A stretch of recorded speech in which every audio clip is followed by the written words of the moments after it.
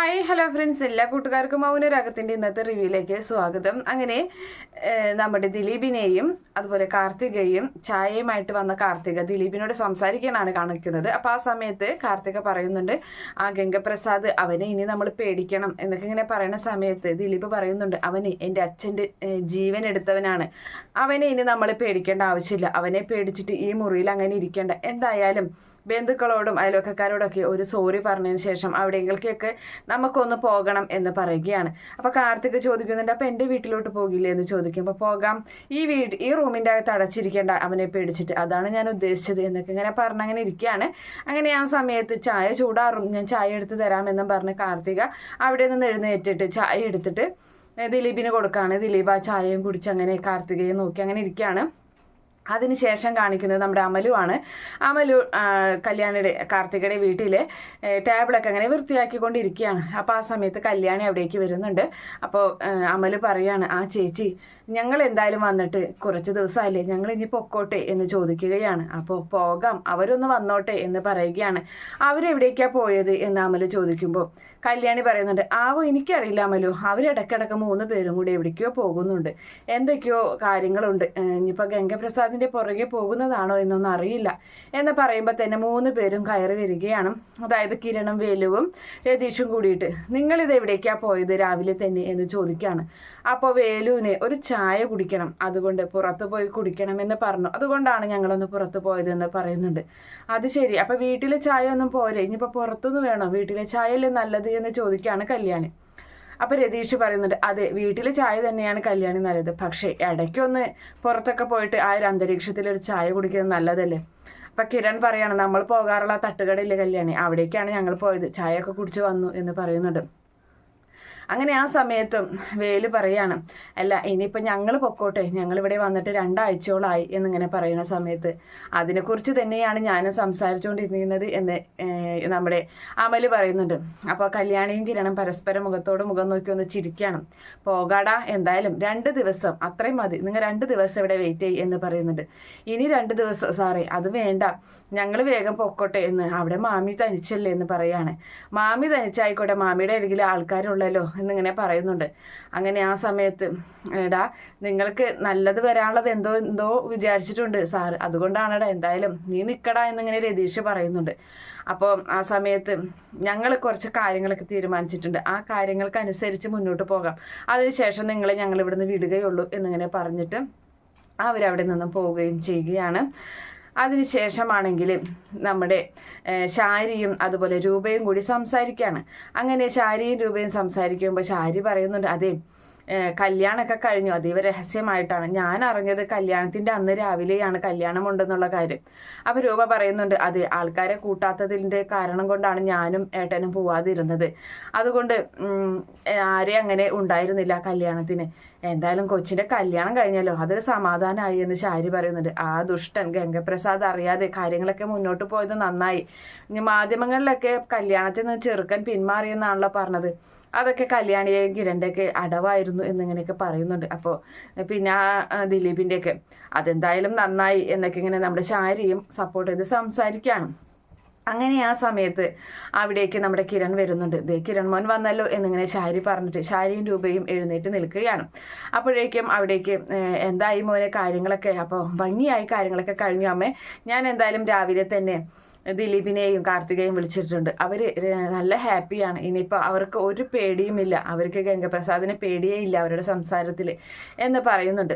അപ്പോൾ ഞാൻ എന്തായാലും അച്ഛനെ കണ്ടിട്ട് വരാമെന്നും പറഞ്ഞ് മുകളിലേക്ക് പോവുകയാണ് നമ്മുടെ കിരൺ. അപ്പോൾ ആ സമയത്ത് ശാരി പറയുന്നുണ്ട്, അവരെ പേടിക്കാതിരിക്കരുത് കേട്ടോ, അവനൊരു ദുഷ്ടനാണ്, കല്യാണം കഴിഞ്ഞെങ്കിലും അവനോട് കൂടുതൽ ശ്രദ്ധിക്കാൻ പറയണം കേട്ടോ രൂപ എന്നിങ്ങനെ ശാരി പറഞ്ഞു കൊടുക്കുന്നുണ്ട്. കിരൺ ചന്ദ്രസേൻ്റെ റൂമിലേക്ക് അങ്ങനെ ചെല്ലുകയാണ്. എന്തായി മോനെ കാര്യങ്ങളൊക്കെ എന്ന് ചോദിക്കുമ്പോൾ കാര്യങ്ങളൊക്കെ ഭംഗിയായി കഴിഞ്ഞു, മോനെ ശ്രദ്ധിക്കണം, അവൻ പേ പിടിച്ച പോലെ നടക്കുകയാണ്, അവനെ സൂക്ഷിക്കണം എന്ന് പറയുന്നുണ്ട്. കല്യാണം കഴിഞ്ഞെങ്കിലും നിങ്ങളൊന്നും സേഫ് അല്ല എന്ന് പറയുകയാണ്. അങ്ങനെ ആ സമയത്ത് സേഫ് ആണോ സേഫ് അല്ലേ എന്നൊക്കെ അച്ഛ ഇനിയിപ്പോൾ അവനെ പേടിക്കേണ്ട ആവശ്യമേ ഇല്ല എന്ന് പറയുമ്പോൾ എന്താണ് നീ അങ്ങനെ തർപ്പിച്ച് പറയാൻ കാരണം എന്ന് ചോദിക്കുന്നുണ്ട് ചന്ദ്രസേനൻ. അപ്പോൾ അതേ അച്ഛ അവൻ ഇനി ഈ ഭൂമിയിലില്ല എന്ന് പറയുന്നുണ്ട്. എന്താ എന്ന് ചോദിക്കുന്നുണ്ട്. അപ്പം നീ കാര്യം പറയാന്ന് പറയുന്ന സമയത്ത് കിരൺ അങ്ങനെ പുറകിലോട്ട് ഇടക്കിടക്ക് നോക്കുന്നുണ്ട്.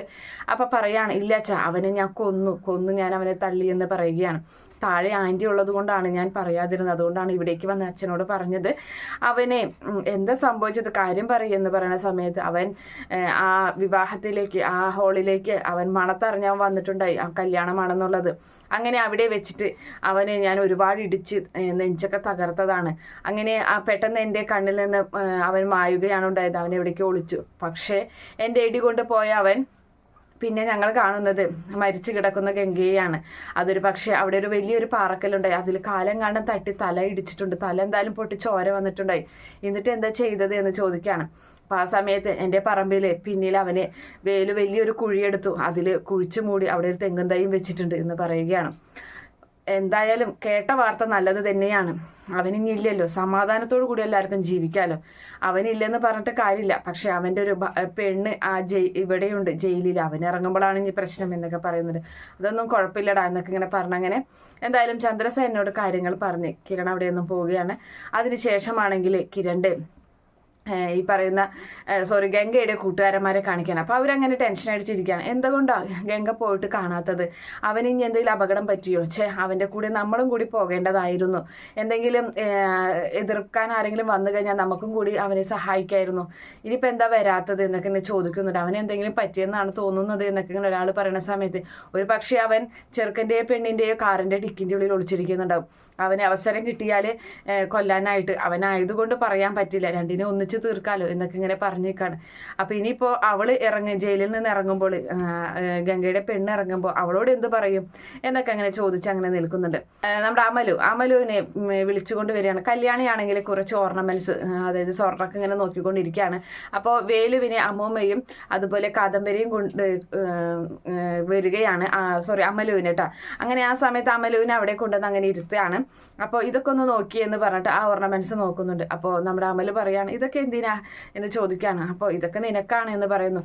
സ്വർണ്ണമാണോ ചേച്ചി ഇതൊക്കെ എന്ന് ചോദിക്കുമ്പോൾ അതെ, പിന്നെ സ്വർണ്ണം അല്ലാതെ വെള്ളിയാണോ എന്നിങ്ങനെ ചോദിക്കുകയാണ് നമ്മുടെ കാദംബരി. അയ്യോ എനിക്ക് സ്വർണത്തിനോടൊന്നും യാതൊരു തരത്തിലുള്ള താല്പര്യമില്ല, ഞങ്ങളിതൊന്നും ഇട്ട് നടക്കാറുമില്ല എന്ന് പറയാണ്. അപ്പോൾ നമ്മുടെ ഇവള് പറയുന്നുണ്ട് അത് എല്ലാ പെണ്ണുങ്ങൾക്കും സ്വർണം കണ്ടു കഴിഞ്ഞാൽ കണ്ണ് വല്ലാതെ അങ്ങ് തെളിയും, നിനക്ക് എന്താടി ഞാൻ അടക്കമുള്ള എല്ലാവർക്കും എന്നിങ്ങനെ പറയുന്നുണ്ട് കാദംബരി. അപ്പോൾ ഇതെന്തിനാ ചേച്ചി ഇതൊക്കെ നിന്റെ കയ്യിൽ ഇരിക്കട്ടെ.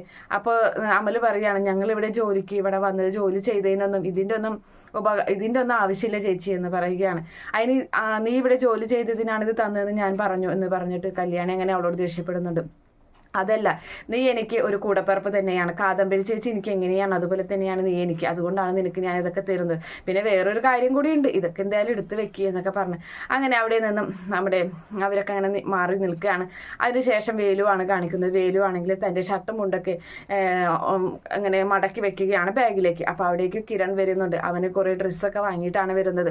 വേലു ഇതാ നിന്റെ ഡ്രസ്സ്, നിനക്ക് ഡ്രസ്സ് വാങ്ങിയിട്ടുണ്ട്. എന്തിനാ സാറേ ഇതൊക്കെ? എനിക്ക് വേണ്ട, ഞങ്ങൾ ഇങ്ങനത്തെ ഒന്നും ഉപയോഗിക്കാറില്ലല്ലോ, ഞങ്ങൾ എന്തായാലും പോകോലോ ഇപ്പം അടുത്തെന്ന് പറയുകയാണ്.